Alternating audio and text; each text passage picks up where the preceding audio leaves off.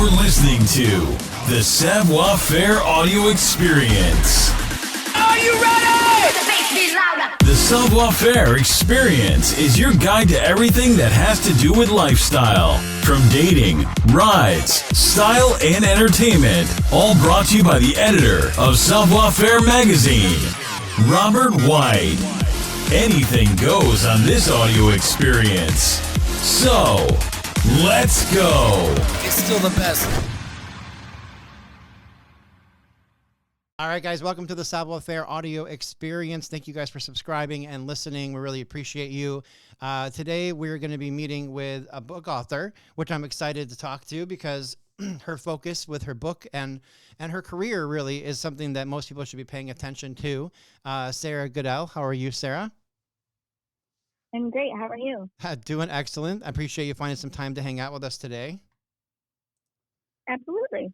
Yeah, so Sara and I were just talking before we got on the recording that we both live in cold climates and we both want to move away. So if anybody down south has property for sale, please email us. Absolutely. Very funny. So, Sara, one of the things that I like to do with the podcast really is just let people have a deep dive about who you are before we dive into some of the topics. So maybe you can give me a little bit of your backstory. What we're looking for, I guess, is kind of, where you grew up and what kind of things you did as a kid, where you went to school, maybe some of the things that are on your resume, the things that kind of really kind of highlight what we're going to talk about today, which is you as an author and the book that you wrote. Oh, my goodness. Well, I grew up in the Michigan area for the most part. My father was in the Navy, so we did a little bit of moving around, but definitely had most of my roots here in Michigan. I became an amputee in 2008 after a very serious injury and needed to find my purpose again. I needed to find something that really made me feel like I could make a difference again. And something that I could do from home, something that I could do while I'm, hanging out with my kids or, actually in my environment. I'm kind of an introvert, so I really wanted to find something that I could just do from anywhere that wouldn't require me to go too many places and expose myself to too many germs and things like that, because due to my injury, my immune system kind of sucks. So I dove back into graphic design, something that I became passionate about in junior high, and decided to start freelancing and did a little bit of agency work here and there. But fast forward a little bit of time, my fiance and I were talking, and he was like, well, if you really want to take the business angle, I'll pay for your LLC paperwork and you can jump in. And so I didn't have any experience as to how to run a business or what in the ever-loving world I was doing, but I dove in head first. So with about 20 years of playing around in Photoshop and teaching myself, I dove in, and here we are. Very cool. So, obviously, it's always good to have a skill set. I love graphic design people, by the way. Just let me put that out there. They're some of the coolest people, very artistic. I use a lot of them. Clearly, I own a magazine, so we're always reaching out to get design stuff done and kind of outsourcing some of that stuff. So that's very cool. I'll keep you in mind. But having your own business kind of led you in a different direction than most people go in business, because you were kind of hyper-focused on kind of being eco-conscious, right? That's kind of the term we're going to use today, but it's really just about, being frugal. Is that kind of the basics of how you kind of started the business and what you believe? A lot of people nowadays are focused on sustainability. They're focused on the eco-conscious portion of things, but they don't see that it's not just for big businesses. It's not just for people who, can put millions of dollars into their marketing or turning things around. The reason I say that I prefer Eco-Fierce is because I firmly believe that a lot of businesses get their branding wrong. They, spend lots of money working with a designer, or maybe they don't have a lot of money, so they do it themselves. and they think, oh, well, I have my logo, so I'm all good, right? Like, my logo is my brand, and that's the number one like mistake that I see people making. And then nowadays, when it comes to sustainability, I see a lot of people throwing around eco-conscious or, eco-friendly. That's a really, really big one. And let's just throw some leaves on something, paint it green, and call it good.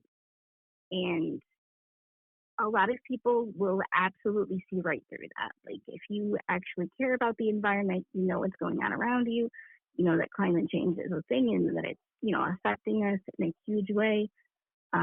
You're going to start looking at how you can, be a part of that change, right? Yeah. So let me dive And into that businesses, part that you said about yeah. the about the misconfusion of people saying that, well, I have my logo, so it must be all I need, and that's all my branding. What kind of things are you kind of talking to your clients about when it comes to branding beyond just having their logo, or maybe some other basic things like, your website presence or something? Well, it's like this. That a lot of people, especially like the big gurus, when it comes to branding, they'll say, "Well, your client needs to be able to, relate or resonate." But I absolutely hate that word. They need to be able to really feel your brand, right? And a lot of people don't get that. They're like, "Oh, well, I like purple, so I'm going to make my logo purple." A lot of clients don't understand that branding isn't just the logo. It's not what they think looks nice. It's what your client is going to resonate with or what they really feel. And the number one thing that I tell my clients all the time, drop all the proverbial crud and be yourself. If you can't be authentically yourself, then your actual client base, the people that you want to be buying from you, the people that you want to be purchasing your stuff, aren't going to do that. If you Makes think about sense. it, 73% of Gen Z and the later millennials now are looking for brands that want eco-consciousness and sustainability. And if you just throw something up and say, oh, well, I'm eco-conscious because I rebranded and I have all these little pretty leaves and everything on my stuff, right? They can see right through that. So what's your definition of eco-conscious? Give me your definition. Let's dive into this a little. Eco-conscious to me is about finding the things that you can do to make a difference without putting all of you into it. You can be eco-conscious, you can be sustainable, I'm sorry. But you don't have to throw money at it to make a difference. I tell people all the time. I think my husband probably gets a little bit annoyed with hearing me say this on a regular basis. You don't have to spend millions of dollars to make a difference. I operate my business on a very shoestring budget. I'm not going to sit here and tell you that I spend, thousands and thousands a month on, biodiversity and the things that I give to. I usually only spend about $500 a month on the causes that I give to because I have kids, I have bills to pay.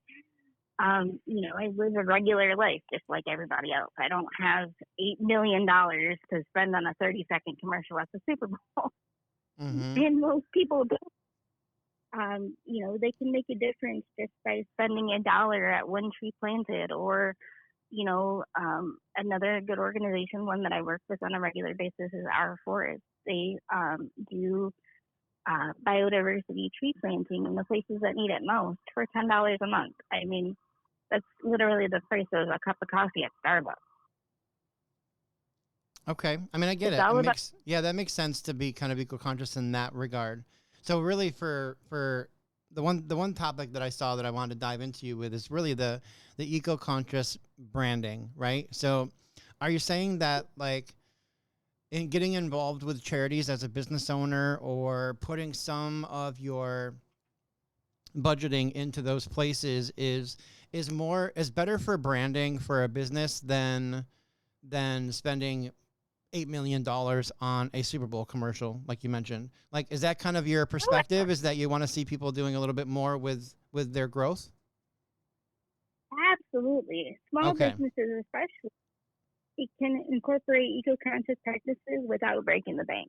Like, how can you afford not to? Sustainability reduces long-term costs, waste reduction, energy savings, consumer loyalty above all else. I mean, start small, packaging, source, your sourcing. Look at where you're getting your stuff from. Are the businesses that you're partnering with, are they eco-conscious? Do they actually care? Small shifts compound over time. And I think that's what a lot of people don't realize is that we don't need to make gigantic steps to move the needle. It just needs to be a lot of people doing small things to make a difference. I dig that. And obviously this is a big thing for you because you went from eco-conscious with your own branding. Obviously you live it in your personal life too. And then you wrote this book, Unapologetically Eco-Fierce, which I love the title, by the way. This is the Unfiltered Guide to Crafting a Conscious Brand. And in the book, you kind of dive into a lot of kind of deeper topics. But start from like a beginning synopsis of this book. Just give me a breakdown of what this really means to you and like why you created it. I created that book so that brands or, particularly small and medium-sized businesses have a sort of map to how they can be more sustainable without putting, $8 million into their bottom line. A lot of people don't have it, just like when small businesses think that they don't have the money to work with a designer because they see things and they're like, oh, well, I don't know if I can do that. I don't know if I have the ability to do that. I really wanted people to have those tools and those exercises at their disposal to be able to work through them at their own pace and not feel like somebody was pushing them to put themselves into a box. That's probably one of my biggest pet peeves is when people try to put a label on things. So I really wanted to give people the opportunity to have those tools and not feel like they had to spend thousands of dollars to get them. Okay. So are you saying like trying to get people to be more well-rounded, like educate yourself on a lot of different skill sets that are necessary for your business instead of outsourcing those things? Is that kind of that perspective? Sort of. I mean, I'm not against people outsourcing. I love my clients. I love the people that I work with. The partnerships that I have. But at the same time, if you have the ability, if you have the desire to do it yourself, go ahead. Okay. Yeah, it makes sense. I mean, some people have the capacity to be really good at one thing. And in some situations, you kind of do have to stay in your lane a little bit. Like, if I'm not really good at marketing, I'm going to hire someone to come in and do marketing. If I need PR, I'm going to hire someone to do that. If I need someone to do graphic design work, I'm going to hire someone to do that. I mean, it does take a team sometimes to build a village, which makes a lot of sense. But in your perspective, you're really looking at places where you can kind of cut down on cost by learning a new skill potentially or putting something into motion by yourself. And then on the back end, which is one of the big reasons why you wrote the book, was kind of a guideline to be eco-fierce or eco-conscious and be able to work on a budget or even be able to invest money into specific charities that make an impact long-term for everybody and not just that little movement that we are doing as entrepreneurs, right? Absolutely. Okay, because cool. if you get to the point you're comfortable with, what you're doing sustainably, if you can make it work and you're like, oh, well, this really works for me and I am making a difference, then you have that little bit of cushion to be able to put somewhere. Yep, makes sense. I mean, here we are talking a little bit. I mean, you and I are both small businesses, so to speak, and we're obviously growing. You're running your marketing agency slightly in your graphic design business, and now you've got this book out there. So I see you expanding yourself a little bit further into, other mediums of artistic kind of ability and showing people what you got. But really, your mission behind a lot of the stuff you're doing is to kind of let people know that if the small guy can invest in eco-friendly consciousness and putting investments into things that make sense for the longevity, why are the big boys not? Do you kind of have a mission in that regard? Exactly. All right, cool. All right, we figured it out, Sarah. We unpacked the onion here. Okay. Okay, well, I love that idea. Obviously, it makes a lot of sense. I mean, my brand is also very charitable. Salvo Fair does a lot of different things with different charities throughout the years. We try to be involved as much of that stuff as possible, but it sounds like you're very focused on, like, the expansion of Earth, which is good. We all need this place. We got to keep it clean and organized. So yeah, that's really unique. So talk to me about the eco-conscious topic again one more time. I really want to kind of focus in, or we'll call it Eco-Fierce the rest of the day. Eco-Fierce in general, like what can companies do to implement some of these things in their company, like today? What's some simple kind of things on this path to make change? Well, the very first thing that I ask people to do in my book is to write down 2 things in your business that you constantly feel that like are being thrown at you. We obviously hear resonate a lot. We hear, you have to find your tribe. That's another absolutely terrible phrase that I hate. But you have to find your people, right? You have to speak to your target audience. But one of the huge problems that I see a lot of people have, especially in small and medium-sized businesses, is they have no idea how to do that because they don't know what they stand for. They don't know why they got into business. And I'm not going to sit here and tell people to find your why. There are a million books out there that tell you how to do that, right? It comes down to, what do you stand for? When it comes to sustainability itself, what matters to you? Is it that you want to cut down on waste? Do you want to cut down on energy consumption? Do you want to start with making sure that all of your machinery is turned off each and every night? Do you want to make sure that the office that you run has a more expanded recycling program? I mean, things that are super, super small, you can start there. But the number one thing is to find out what you actually stand for. Makes and sense. If you want sustainability to be baked into your business model and not just to be a PR stunt for a little while, then find that. Yeah, no, I get your point for sure. It makes sense. And I would assume that this doesn't just have to be an entrepreneur or someone that's starting their own business, that No, most not people at can all. find this in any general walk of life where you can try to figure out a purpose, right? I mean, everyone's life has meaning Right. and a reason. So maybe there's something additional that you love or care about that you can step into and make change. A lot of businesses that start are really kind of built from 2 different things. They either solve a problem or they create a new one. And that's And one I of the think things that you're I've heard from a doing lot of more. different entrepreneurs. But like, if you're solving a problem with what you're creating, then it does make sense that you want to kind of live that branding. You want to be able to publicly show people that, a portion of your proceeds that we collect from our business go here. Or, if you buy one of our shirts, then it helps someone be employed, and showing kind of the aspect of, the community outreach, or the thing that your business is doing or changing lives. I think people attach to those kind of stories a lot better in the general public, I think, because we all want that little warm feeling, but we also want to be rewarded for it, right? So when you give money to charity, Absolutely. sometimes larger charities, potentially, you don't get to see the result of it. Maybe if it's not in community, or you're not getting a product in return.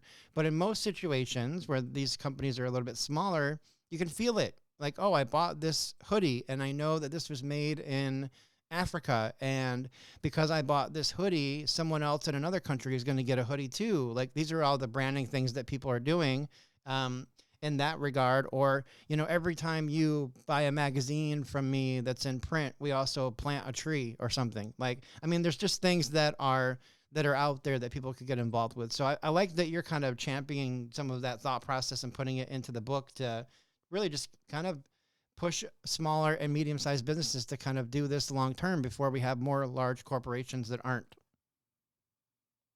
Absolutely. And a Yeah. lot of people need to realize sustainability isn't a label, it's an operational shift. And if they start there, then the whole thing follows. Yeah, I totally agree. That makes a lot of sense to me as well. So talk to me a little bit about this book process, if you don't mind, because I'm in the midst of writing a book too. And I've always wondered about this process. I mean, you made it to the finish line. Congratulations, because I feel like mine's never going to get done. Um, so There were a few times like there too. how long did it take you to write this book, and what was some of the stuff you really kind of had to like do to get to the finish line here? I've been considering writing a book for the last couple of years, and I threw around the idea for the longest time. I've had, guest articles and blogs and things like that with other people, but I really threw around the idea for about 2 years before I sat down and actually started it. And then I came across a little bit of a challenge in my personal life. My best friend had decided he was going to write his memoir in a book form to kind of help him heal and to help him deal with some of the things that he deals with as a result of PTSD. And so I was like, if Alex can do it, so can I. Good point. Good point. Shout out to Alex. Good job for you too. That's kind of where I was at with that. I'm like, well, if he can actually sit down and, set a goal for himself to finish this book, then I've been throwing around the idea long enough. I might as well see if I can get it done too. Mm-hmm. And that really drove me to get started on it. I started on it in October of 2023 with the intention of publishing it by the time that my husband and my anniversary came around the next year. But I had to push it off a little bit because unfortunately my mother became gravely ill and she was my main concern. So it took me about 2 years to write, but it's probably one of the best things I've ever done, to be quite honest.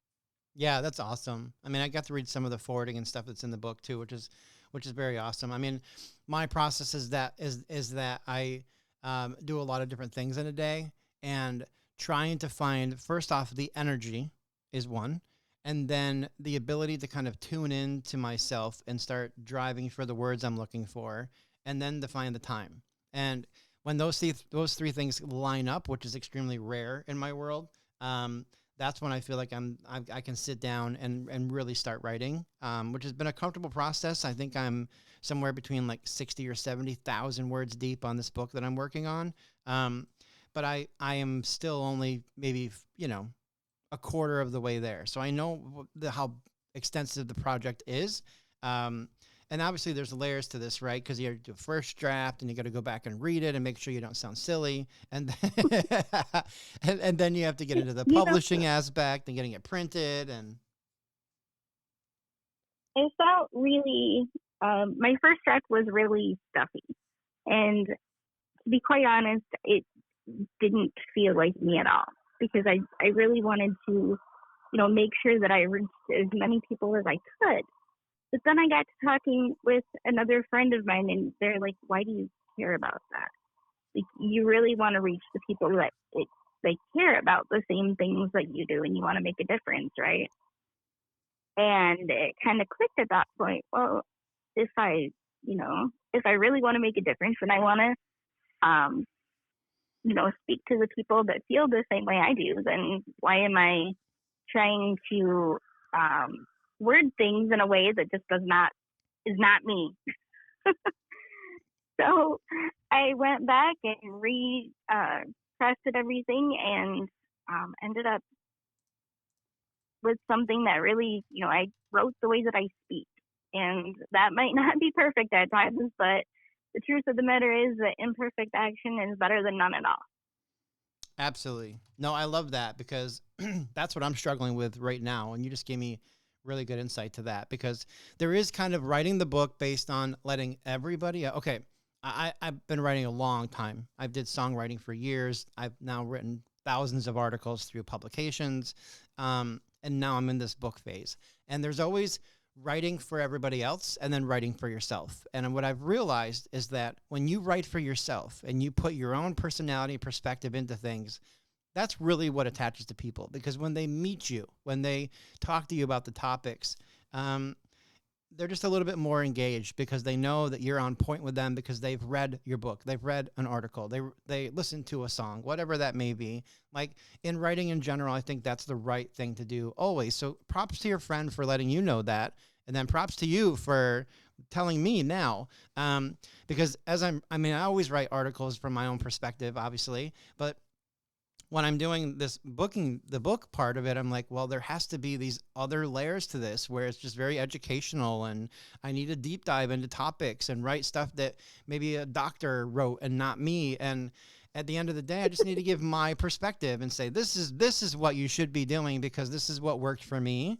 Or just give my opinion on specific categories of things. So, I mean, it's very unique. And I love that you're kind of taking this on as a mission to, let people know that even as a small or medium-sized business, you can make an impact, you can make a change. Budgeting for things like that's really important to you and obviously to me too. So yeah, I mean, it's very cool. And congrats on the book, by the way. It is a bestseller. It's available on Amazon. I saw you could get it on the Kindle version for free, if you have a Kindle Unlimited option. Also by paperback. Is there a website too, Sarah? Do you have a website where people can check stuff out, or social media? My website is autumndaliadesign.com, and then I'm most frequently active on Instagram. I have a lot of my work on there, which is at Autumn Dahlia Creations. Okay. Very cool. Well, we'll make sure that we tag those things, in the article and on the podcast where people are listening, so people can just make it nice and easy. Just go down there in the little bio and click the link, and then you guys can learn more about Sarah. I really appreciate you finding some time today. It's very educational. I love that you finished the book. I always applaud people that have accomplished something. This is not an easy task to write a book, and especially to go into a topic like this. So yeah, I mean, awesome job. Congratulations on all of it. If you feel like you don't have the time to finish your book, one of the things that I really struggled with in the beginning was balancing being a mom and being a partner and everything that comes along with that, and then client work on top of that. I set a ridiculous looking egg timer for like 20 minutes every day until I got a chapter done. Okay, So, I get that. No, what I have to do is I have to force myself to schedule it. I need to get in my calendar and I need to be like, okay, for this 1 hour of this day, this week, we are going to write. And if I can get myself to put it on the calendar and turn my phone off and just, empty my head a little bit and focus, I think I'm fine. I find most of my energy comes late at night. Yeah. Mm-hmm. I am very much. Yeah, that's for me too. But something that I think was that you needed to write like a doctor would, or how, like really deep dive into the topics. If there's something that you know about, then, write like a doctor on that topic, but don't feel like you have to, because the right people are going to pick it up. Yeah, absolutely. Makes sense to me. Well, thanks again, Sarah, for your time. I really appreciate it. Absolutely. Have a great day. And if there's anything I can ever do for you, feel free to reach out. Thank you for listening to the show. Please take a minute to head over to www.savfair.com and subscribe to our publication.